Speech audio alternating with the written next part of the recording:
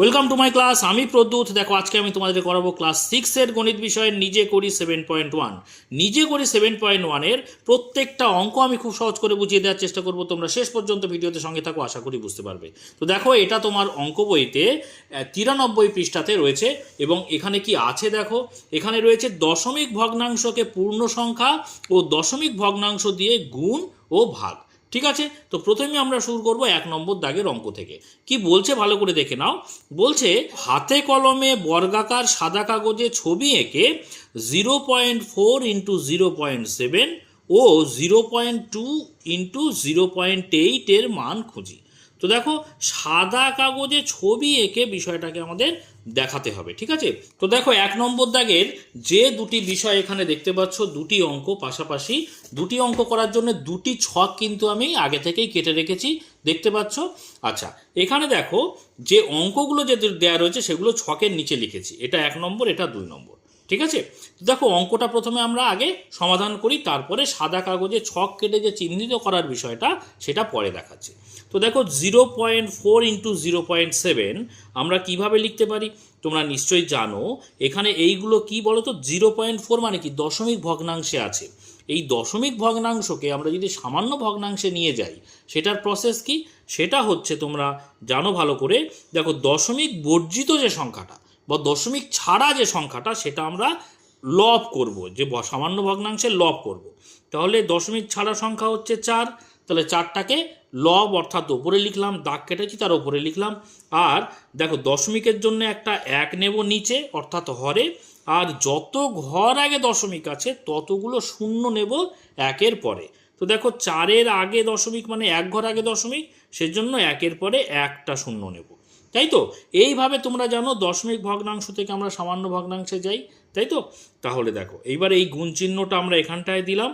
ঠিক একই রকমভাবে আমরা কি করতে পারি, দশমিক বর্জিত সংখ্যা অর্থাৎ 7টাকে ওপরে লিখব, দশমিকের জন্য একটা 1 নিচে নেব, আর দশমিকের 1 ঘর আগে এই 1 ঘর আগে দশমিক আছে সেজন্য 1-এর পরে একটা শূন্য নেব, তাই তো। এইভাবে করব, তাই না। তো দেখো এইবারে আমরা কি করব বলো তো, এই লবের সঙ্গে লবের গুণ আর হরের সঙ্গে হরের গুণ করব, কারণ দেখো মাঝখানে কি আছে, গুণের সম্পর্ক রয়েছে, তাই তো। তাহলে দেখো 4 আর 7 গুণ করলে কত হচ্ছে বলো তো, 4 7 28 হচ্ছে। আর নিচে দেখো 10 আর 10 গুণ করলে 100 হয়, 10 10কে 100 অর্থাৎ 1-এর পরে এই একটা শূন্য দুটো শূন্য বসিয়ে দিলেই হয়ে যাবে 100। বুঝতে পেরেছো? তাহলে আচ্ছা, ঠিক একই রকমভাবে আমরা ডান দিকের অঙ্কটাও একেবারে করে ফেলি। দেখো ডান দিকের অঙ্কটাও ঠিক একই রকমভাবে করলে দেখো 0.2 মানে দশমিক ছাড়া সংখ্যা 2, সেটাকে আমরা লবে লিখবো বা ওপরে লিখবো।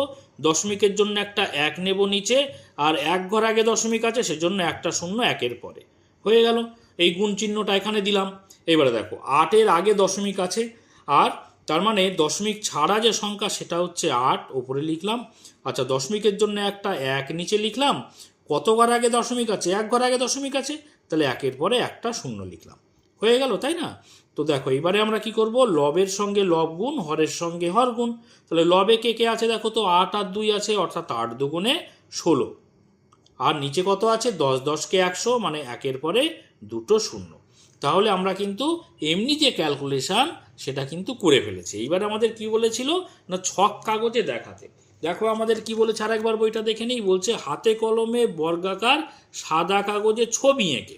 তো আমরা ছবি এঁকেছি ছকের, সেইগুলো সমাধান করে যে বিষয়টা হবে সেটা দেখাবো। তো দেখো প্রথমে এই যে প্রথম যে অঙ্কটাতে যে সমাধান পেয়েছি সেটা কি পেয়েছি ভালো করে খেয়াল করো তো। দেখো 28/100 বা 28/100 মানে কি, মানে তোমরা নিশ্চয়ই জানো এটা একটা সামান্য ভগ্নাংশ। এই ভগ্নাংশের হরে যে বিষয়টা থাকে, হরে কি আছে, 100 আছে। হরে যে বিষয়টা আছে সেটা হচ্ছে মোট অংশ। কোনো ভগ্নাংশের হরে যে বিষয় সেটা হচ্ছে মোট অংশ বোঝায়, আর লবে যে বিষয়টা আছে তাকে ভাঙা অংশ বোঝায়। এই দুটো মিলে হয় ভগ্নাংশ, তাই না। তো এইটা মানে কি বোঝাচ্ছে, যে 100 ভাগের মধ্যে 28 ভাগ। বুঝতে পেরেছো? তাহলে 100 ভাগ হচ্ছে মোট অংশ, তার মধ্যে ভাঙা অংশ কত, 28 ভাগ। তাহলে 100 ভাগের মধ্যে 28 ভাগ, সেই 100 ভাগের মধ্যে 28 ভাগ আমি দেখো উপরে যে ছক কেটেছি তাতে চিহ্নিত করব। তো ভালো করে খেয়াল করো, আমাদের মোট অংশ 100, তাই না, নিচে 100, অর্থাৎ আমাদের মোট 100টা ঘর কিন্তু আঁকতে হবে, তাই না? তাহলে দেখো আমি এখানে 100টা ঘরই এঁকেছি, দেখো তো ভালো করে। এইভাবে যদি আমি গুনি 1 2 3 4 5 6 7 8 9 10, আবার দেখো ওপর নিচ করে গুনলে 1 2 3 4 5 6 7 8 9 10, অর্থাৎ এদিকেও 10 এদিকেও 10, দেখো এদিকেও 10টা আর এদিকেও 10টা, তাহলে মাঝখানে মোট কটা আছে বলো তো? গুণ করো। আমরা তো দৈর্ঘ্য আর প্রস্থ গুণ করলে মাঝখানের ক্ষেত্রফল পাই, তাই না? তাহলে দেখো 10 10কে কত হচ্ছে? 100 হচ্ছে। ঠিক একই রকমভাবে ডান দিকের ছকেও কিন্তু 100খানা ঘর টানা আছে, বোঝা গেল? এবার আমরা এখানে কি চিহ্নিত করব দেখো তো? 100 ভাগের মধ্যে 28 ভাগ, তাহলে 100 ভাগ মানে 100টা ঘর তো টানাই আছে, তাই না? তার মধ্যে 28 ভাগকে আমরা চিহ্নিত করব, তাহলে অর্থাৎ 28টা ঘরকে আমাদের চিহ্নিত করলে কিন্তু মিটে যাবে। তো দেখো আমরা দেখো 28টা মানে কি? এই একটা লাইনে 10টা, আর একটা লাইন মানে 10 10 20, তারপরে 8টা করব, মানে এই পর্যন্ত চিহ্নিত করলে হয়ে যাবে, তাই না? তাহলে দেখো আমি এইভাবে যদি চিহ্নিত করি, 1 নম্বর ঘর, 2 নম্বর ঘর, 3, এইভাবে যদি আমি পরপর চিহ্নিত করতে থাকি, দেখো আমি চিহ্নিত করে ফেলেছি 28টা ঘর, দেখেছো? এই 10টা, এই 10টা, আর 1 2 3 4 5 6 7 8, বোঝা গেল? মোট 28টা ঘর চিহ্নিত করেছি। এই ছকের মাধ্যমে কি প্রকাশ করা হলো? তাহলে মোট অংশ হচ্ছে 100টা, অর্থাৎ 100খানা ঘর আছে, তার মধ্যে 28খানা ঘরকে আমি চিহ্নিত করেছি, অর্থাৎ 100টা ঘরের মধ্যে 28টা ঘর বোঝাচ্ছে। সেটাই কিন্তু এখানে ভগ্নাংশে আছে, 100 ভাগের মধ্যে 28 ভাগ। বুঝতে পেরেছো? তাহলে দ্বিতীয় অঙ্কটা আমরা কি পেয়েছি দেখো ভালো করে, যে 100 ভাগের মধ্যে 16 ভাগ। তাহলে এখানেও তোমরা দেখতে পাচ্ছ 100খানাই ঘর আছে, এদিকেও 10টা এদিকেও 10টা, মানে কি 10 10কে 100টা ঘর মাঝখানে টানা আছে।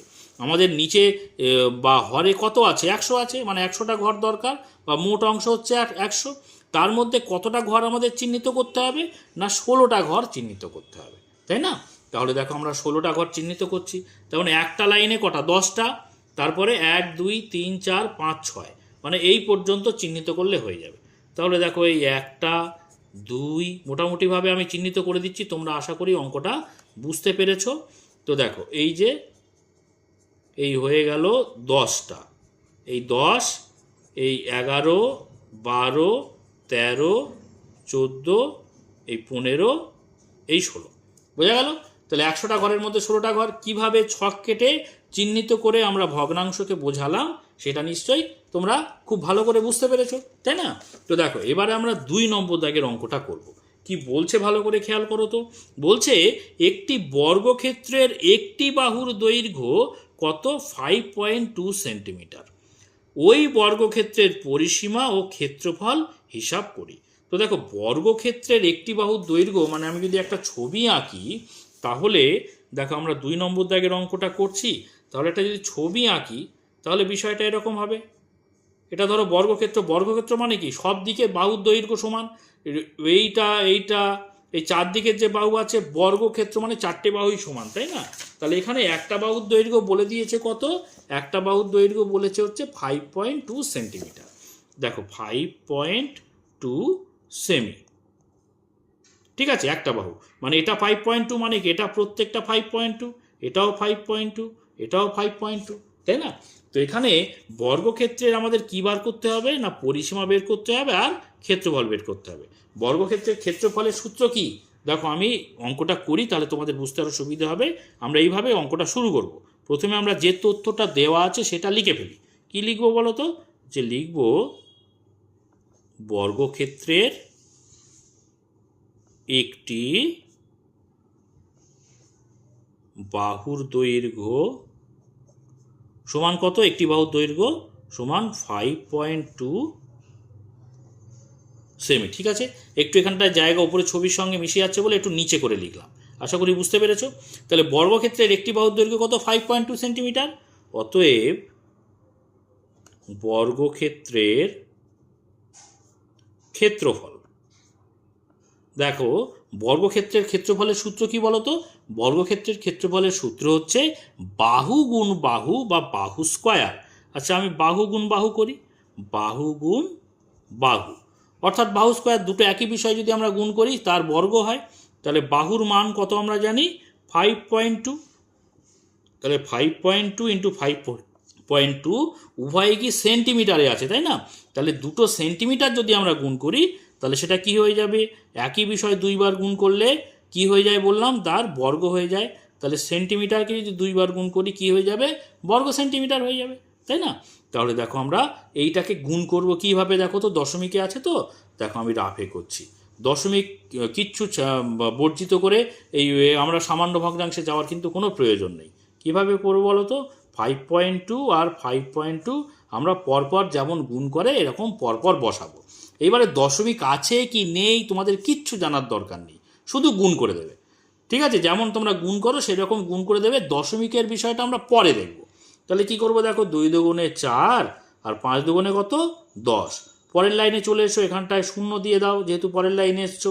আচ্ছা দেখো 5 দুগুণে 10, 10-এর 0, হাতে থাকে 1, আর 5 5-এ 25, আর 1-এ হাতে যে 1 ছিল সেটা যদি আমরা যোগ করি তাহলে 25 আর 1-এ 26 হচ্ছে। ঠিক আছে, যোগ করে দাও, কত হচ্ছে, 4 আর 0 যোগ করলে 4, 0 0 যোগ করলে 0। আচ্ছা 6 আর 1-এ 7, আর 2 করতে 2। এইবারে আমাদের দশমিকের বিষয়টা আসবো। দেখো কত ঘর আগে দশমিক আছে, প্রথম ক্ষেত্রে দেখো 1 ঘর আগে দশমিক, দ্বিতীয় ক্ষেত্রে দেখো 1 ঘর আগে দশমিক। মোট তাহলে কত ঘর হলো, প্রথমে 1 ঘর পরে 1 ঘর, মোট 2 ঘর না? তাহলে আমরা 2 ঘর ডান দিক থেকে গুনে বাঁ দিকে দশমিক বসিয়ে দেবো।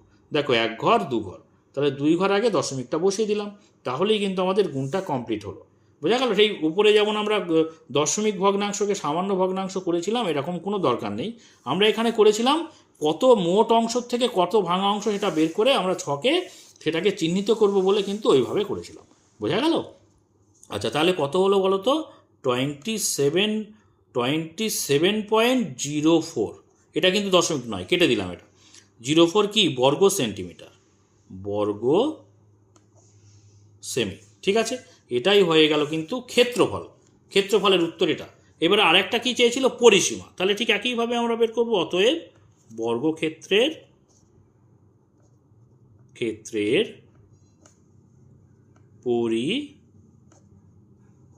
বর্গক্ষেত্রের পরিসীমা।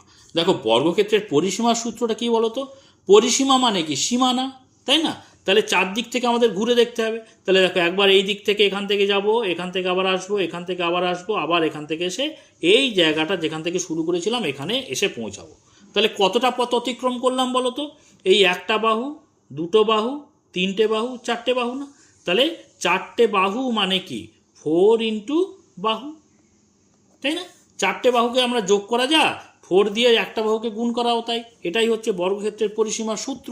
তাহলে আমরা লিখি 4 ইন্টু বাহু, এটা হচ্ছে কিন্তু সূত্র। তাহলে 4 ইন্টু বাহুর মান কত, বাহুর মাপ হচ্ছে 5.2 সেমি, তাই তো? তাহলে গুণ করে দাও। দেখো সরাসরি আমরা পাশাপাশি এখানে গুণ করে দিচ্ছি। দেখো 4 দুগুণে কত, 4 দুগুণে 8। প্রথমে দশমিককে তোমরা বিচারই করবে না গুণ করার সময়, দশমিকের বিষয়টা আমরা পরে আসবো। তাহলে 4 দুগুণে 8 হলো, আর 4 5-এ কত, 4 5-এ হচ্ছে 20। এবারে দেখো কত ঘর আগে দশমিক, এইবারে দেখছি আমরা 1 ঘর আগে দশমিক আছে। তাহলে 1 ঘর আগে দশমিক মানে এই 1 ঘর আগে আমরা ডান দিক থেকে গুনে বাঁ দিকে 1 ঘর আগে দশমিক বসিয়ে দিলাম। তাহলে দেখ কত হচ্ছে, 20.8 সেন্টিমিটার। দেখো পরিসীমার বেলা কিন্তু আমাদের একক সেন্টিমিটারই থাকলো, বর্গ সেমি হলো না। আর ক্ষেত্রফলের সময় কিন্তু বর্গ সেমি হলো। কেন বলো তো, কারণ ক্ষেত্রফলের সময় দুটো বাহুর ক্ষেত্রে প্রত্যেক দুটো সেমি পরপর গুণ হচ্ছিল। একই বিষয় দুবার গুণ করা মানে তার বর্গ হয়, ওই জন্য সেমি গুণ সেমি মানে বর্গ সেমি। কিন্তু এখানে একক কিন্তু একটাই, সেন্টিমিটার। বোঝা গেল? এখানে কিন্তু দুটো সেন্টিমিটার পরপর গুণ হয়নি। ওই জন্য পরিসীমার কিন্তু একক সবসময় একক মানে বর্গ হয় না, শুধুমাত্র যে একক দেওয়া থাকে সেটাই হয়। বোঝা গেল? এখানে একক সেমিতে দেওয়া ছিল, ওই জন্য একক কিন্তু সেমিতেই হবে। তাহলে আমরা ক্ষেত্রফল পেলাম 27.04 বর্গ সেমি, আর পরিসীমা পেলাম বর্গক্ষেত্রে 20.8 সেন্টিমিটার। ঠিক আছে, এইটা কিন্তু কিছু না, ঠিক আছে, এটা কেটে দেওয়া হয়েছে। এবার দেখো আমরা 3 নম্বর দাগের অঙ্কগুলো করে ফেলবো। এখানে দেখো মোট 5টি অঙ্ক দেওয়া রয়েছে এবং প্রত্যেকটাই দেখতে পাচ্ছি দশমিক ভগ্নাংশের গুণ করতে দেওয়া আছে। খুবই সহজ, আগেই তোমরা শিখে গেছো অলরেডি। তো আমরা প্রথমে যে অঙ্কটা করব, 1 নম্বর দাগের অঙ্কটা করে ফেলবো। তোমরা অঙ্কটা দেখে নাও। দেখো অঙ্কটা আমি এখানে লিখে নিয়েছি, তাই না? তো আমি প্রথমে কি বলেছি বলো তো, প্রথমে কিন্তু দশমিক আছে কি নেই তোমাদের কিছু জানার দরকার নেই। তোমরা যদি সরাসরি এখানে মুখে মুখে পাশাপাশি গুণ করতে পারো ভালো, যদি না পারো তাহলে সাইডে অর্থাৎ রাফে গুণ করে নিতে পারো, বা অঙ্কের মধ্যেও গুণ করতে পারো, কোনো অসুবিধে নেই। ধরো আমি এখানে ডান দিকে গুণটা করছি, এইভাবে লিখলাম, গুণ করব। দশমিককে আমরা প্রথমে কিচ্ছু বিচার করব না, দশমিকের যা বিষয় আমরা পরে দেখব। প্রথমে আমরা যেমন নর্মাল গুণ করি সেমনি করব। তো দেখো 1-এর সঙ্গে 2 গুণ করলে 2-1-কে 2, 6-1-কে কত 6। পরের লাইনে চলে এসো, পরের লাইনে চলে এসেছি বলে প্রথমে আমরা একটা শূন্য বসিয়ে নেব। তারপরে দেখো গুণ করব 3 দুগুণে কত 6, 3 6 কত 18। এবারে দেখো আমরা যোগ করি, তাই না? দেখো 0 আর 2 যোগ করলে 2, 6 আর 6 হচ্ছে 12, 12 2 হাতে থাকে 1, 8 আর 1 হচ্ছে 9, 1 করতে 1 হয়ে গেল গুণ। এইবারে আমাদের দশমিকটাকে বিচার করতে হবে। দেখো তো দশমিকটাকে বিচার করলে আমরা কি পাচ্ছি, দেখো এখানে 1 ঘর আগে দশমিক, এখানে 1 ঘর আগে দশমিক, মোট 2 ঘর আগে দশমিক। তাহলে ডান দিক থেকে গুণে আমি 2 ঘর আগে দশমিক বসিয়ে দেবো। তাহলে দেখো আমরা পাচ্ছি 19.22। এটা হয়ে গেল কিন্তু আমাদের উত্তর প্রথম ক্ষেত্রে। তোমরা এটা রাফে করার দরকার নেই, এই যে গুণটা তোমরা অঙ্কের মধ্যেই করবে, ঠিক আছে? আচ্ছা, 2 নম্বর দাগের যে বিষয়টা আছে আমরা এবার বই থেকে দেখে নেব। দেখো 2 নম্বর দাগের অঙ্কটা কি আছে, 11.3 × 2.5।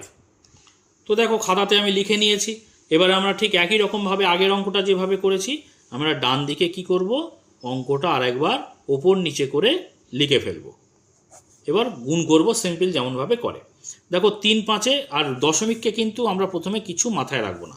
দেখো 3 5-এ 15, 15-র 5 হাতে থাকে 1, 5-1-কে 5 আর হাতে ছিল 1, 5-1-কে 5 আর 1-কে কত হচ্ছে 6, আর 5-1-কে 5 হয়ে গেল প্রথম লাইন। পরের লাইনে চলে এসো, তার প্রথমেই আমরা একটা শূন্য লিখে নেব পরের লাইনে এসছি বলে। এবার দেখো গুণ করব 2-এর সঙ্গে 3, 3 দুগুণে কত হচ্ছে 6, 2-1-কে 2, 2-1-কে 2। এবারে কি করব, যোগ করে ফেলবো। দেখো 0 আর 5 যোগ করলে 5, 6 আর 6 যোগ করলে 12, 12 2 হাতে থাকে 1, 2 আর 1-এ 3, 5 আর 3-এ কত হচ্ছে 8, 2 করতে 2। এবারে আমরা দশমিক দেখব। দেখো এই 1 ঘর আগে দশমিক, 1 ঘর আগে দশমিক, মোট 2 ঘর আগে দশমিক। তাহলে ডান দিক থেকে কোনো 1 ঘর 2 ঘর 2 ঘর আগে দশমিক বসিয়ে দিলাম। বুঝতে পেরেছো? তাহলে আমরা মূল জায়গায় সমান চিহ্ন দিয়ে 28.25 বসিয়ে দিলাম। এটা হয়ে গেল কিন্তু আমাদের দ্বিতীয় অঙ্কের উত্তর। এইবার আমরা করব কি বলতো, তৃতীয় অঙ্কটা। তৃতীয় অঙ্কটা আমরা বই থেকে দেখে নেই কি বলছে। দেখো তৃতীয় যে গুণটা দেয়া রয়েছে 11.25 × 7.3। তো দেখো অঙ্কটা আমি 3 নম্বরের যে বিষয়টা আছে লিখে নিয়েছি। ঠিক একই রকমভাবে আমি অঙ্কগুলো করতে থাকছি। দেখো এবার আমরা কি করব, ডান দিকে যেমন করে গুণগুলো করছিলাম একই রকমভাবে লিখে নেব ওপর নিচে করে। 11.25 আর 7.3 গুণ করে ফেলো। দেখো দশমিক আমরা প্রথমে বিচার করব না, সিম্পল গুণ করব। দেখো 3-এর সঙ্গে 3 দিয়ে আগে পুরোটাকে গুণ করব, তারপরে 7 দিয়ে পুরোটাকে গুণ করব, তাই না? এইভাবে আমরা গুণ করে থাকি। তাহলে 3 5-এ কত, 3 5-এ 15, 15-র 5 হাতে থাকে 1, 3 দুগুণে 6 আর ওই হাতে 1 আছে, যোগ করলে কত হচ্ছে 7। আচ্ছা 3 1-কে 3, 3 1-কে 3। পরের লাইনে চলে এসো, সেই জন্য প্রথমেই আমরা শূন্য লিখে দেব। এবারে গুণ করো 7 দিয়ে সব উপরের বিষয়গুলোকে। তাহলে 5 7-এ 35, 35-এর 5 হাতে থাকে কত বলো তো, হাতে থাকে 3।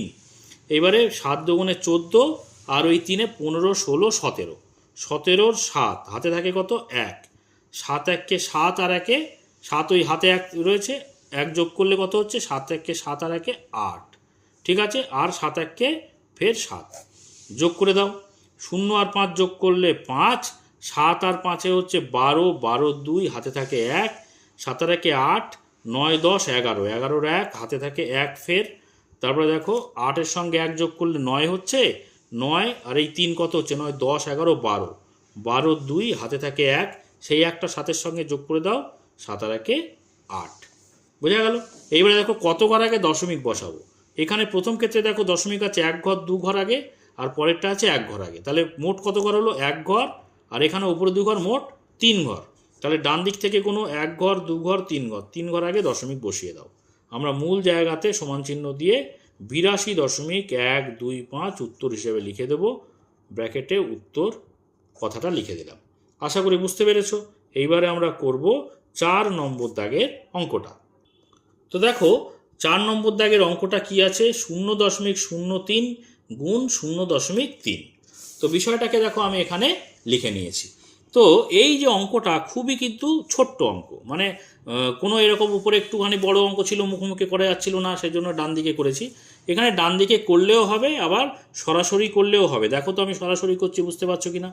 দেখো শুধুমাত্র সংখ্যা আছে 3 আর এদিকে 3, তাহলে 3 3-এ কত, 3 3-এ আমরা গুণ করলে 3 3-এ 9, আমরা একটু না 9টাকে ডান দিক করে লিখবো, আমি একদম সমান চিহ্নের পাশেই লিখবো না। কেন বলো তো, এই দশমিকের যে বিষয়গুলো আছে আমাদের বাঁ দিকে কিন্তু দশমিক দেওয়ার জন্য সরে আসতে হতে পারে, ওই জন্য একটু ডান দিক করে লিখলাম।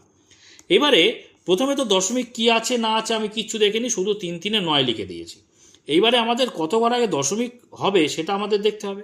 প্রথম ক্ষেত্রে দেখো কত ঘর আগে দশমিক আছে, দেখো 1 ঘর 2 ঘর তার আগে দশমিক, তাহলে প্রথম ক্ষেত্রে 2 ঘর আগে দশমিক। তার পরের ক্ষেত্রে দেখো 1 ঘর আগে দশমিক, তাহলে 2 আর পরের ক্ষেত্রে 1, মোট কত ঘর আগে দশমিক বলো তো, 3 ঘর আগে দশমিক, তাই না? তাহলে 3 ঘর আগে দশমিক বসাতে হবে, তাহলে 1 ঘর তো 9 হিসেবে পাচ্ছি, তাহলে বাকি 2 ঘর নেই, সেই 2 ঘরটা আমাদের কি করতে হবে না, বাঁ দিকে শূন্য বসিয়ে আরও 2 ঘর তৈরি করতে হবে। দেখো তাহলে 1 ঘর আগে দশমিক হতো, 2 ঘর 3 ঘর, মোট 3 ঘর হলো, আমাদের দরকার এখানে 3 ঘর। এই দেখো এই 1 ঘর আর এখানে 2 ঘর, মোট 3 ঘর, তাহলে 1 ঘর 2 ঘর 3 ঘর, তাহলে 3 ঘর আগে দশমিক বসিয়ে দিলাম। বুঝতে পেরেছ? এইভাবে কিন্তু আমাদের দশমিক বিষয়টাকে বুঝে ঠিক জায়গায় বসাতে হবে। যদি আমাদের দশমিক যে ঘর আগে দশমিক বসাতে হবে তত ঘর না থাকে, সেক্ষেত্রে আমাদের নিয়মটা নিশ্চয়ই বুঝতে পেরেছ। সেক্ষেত্রে নিয়মটা কি না, সংখ্যার আগে যতগুলো আমাদের ঘর প্রয়োজন সেই প্রত্যেকটা ঘরের জন্য ততগুলো শূন্য বসিয়ে তত ঘর আমাদের বানাতে হবে। বুঝতে পেরেছো? তাহলে আমাদের এখানে 3 ঘর দরকার ছিল, তাহলে আমি 1 ঘর পেয়েছিলাম আর 2 ঘর ছিল না, তাহলে 2 ঘর শূন্য দিয়ে আমি বানিয়ে নিলাম, তাহলে আমাদের মোট 3 ঘর হয়ে গেল। তার আগে আমি দশমিক বসিয়ে দিলাম, আর দশমিকের আগে কিন্তু আমরা আরেকটা শূন্য বসিয়ে দেব। বোঝা গেল? তাহলে এটা আমাদের উত্তর হয়ে গেল। খুব ছোট অঙ্ক, তার জন্য ডান দিকে আমরা আর আলাদা করে ওপর নিচ করে করলাম না। এইবার আমরা 5 নম্বর দাগের অঙ্কটা করব। তো দেখো 5 নম্বর দাগের যে অঙ্কটা তোমরা ভালো করে দেখে নাও। এখানে আছে, এটাও খুব ছোট্ট অঙ্ক আছে, একই রকম 0.04 গুণ 0.04। তাহলে আমরা লিখে নিই 0.04 গুণ 0.04। এটাও নিশ্চয়ই ওপরের মতো ওপর নিচে করে লিখতে হবে না, আমরা পাশাপাশি গুণ করে ফেলতে পারবো। তো দেখো আমাদের কি করেছিলাম, যে দশমিক আছে কি নেই প্রথমে কিছু জানার দরকার নেই, শুধু গুণ করে দাও। তাহলে দেখো এখানে সংখ্যা আছে 4 আর এখানে আছে 4, তাহলে 4 4 16। 16 যে সংখ্যাটা একটু সমান চিহ্নের থেকে ডান দিক করে লিখবো, বাঁ দিকে যেন শূন্য যদি প্রয়োজন হয় বসানোর জায়গা থাকে। ঠিক আছে? ঠিক এখানে যেমন বাঁ দিকে শূন্য বসাতে হয়েছিল, তাহলে 4 4 কত 16, একটু ডান দিক করে লিখলাম। এইবারে আমাদের দেখতে হবে কত ঘর আগে দশমিক বসাতে হবে। দেখো প্রথম ক্ষেত্রে 1 ঘর 2 ঘর 2 ঘর আগে দশমিক, দ্বিতীয় ক্ষেত্রে 1 ঘর 2 ঘর 2 ঘর আগে দশমিক। তাহলে মোট কত ঘর হলো, 1 ঘর 2 ঘর 3 ঘর 4 ঘর, মোট 4 ঘর আগে দশমিক আমাদের বসাতে হবে। আমি এর আগের অঙ্কের ক্ষেত্রে কি বলেছি, ঘর যদি কম পড়ে, দেখো আমাদের 4 ঘর আগে দশমিক বসাতে হবে, আর এখানে ঘর আছে 1 ঘর 2 ঘর, তাহলে আরও 2 ঘর আমাদের প্রয়োজন। সেই 2 ঘর আমরা কি করে পারবো, যখন আমাদের কম পড়বে ঘর তখন আমরা যে সংখ্যাটা পেয়েছি তার আগে শূন্য বসিয়ে সেই ঘরগুলোকে পূরণ করতে হবে। তাহলে 2 ঘর ছিল, আরও 2 ঘর দরকার, আরও 2টো শূন্য নিয়ে মোট 4 ঘর করে ফেললাম, তাই না? তাহলে 1 2 3 4 মোট 4 ঘর আমাদের হয়ে গেছে। তার আগে আমি একটা দশমিক বসিয়ে দিলাম। এবার দশমিকটা শুরু হচ্ছে বলে তার আগে একটা দশমিক একটা শূন্য আমরা বসিয়ে দেবো, এরকম করে। বোঝা গেল? দশমিক দিয়ে শুরু করবে না, দশমিক দিয়ে যদি কোনো সংখ্যা শুরু হয় তার আগে একটা শূন্য বসিয়ে দেবে। ঠিক আছে? তো এটা আমাদের কিন্তু উত্তর হয়ে গেল। এটা কিন্তু খুব ছোট অঙ্ক, মুখে মুখে হয়ে যাচ্ছে, আশা করি বুঝতে পেরেছো। তো আজকে এই পর্যন্ত। এর পরের ভিডিওতে আমরা পরবর্তী বিভিন্ন অঙ্ক করতে থাকবো। তোমরা সেই সমস্ত ভিডিও যদি পেতে চাও অবশ্যই চ্যানেলটিকে সাবস্ক্রাইব করে নিয়ে সঙ্গে থেকো। আর আজকের ভিডিওটি যদি ভালো লাগে অবশ্যই একটা লাইক করো, কমেন্ট করো, বন্ধুদের মধ্যে শেয়ার করে দিও। আর শেষ পর্যন্ত ভিডিওতে সঙ্গে থাকার জন্য সকলকে অসংখ্য ধন্যবাদ।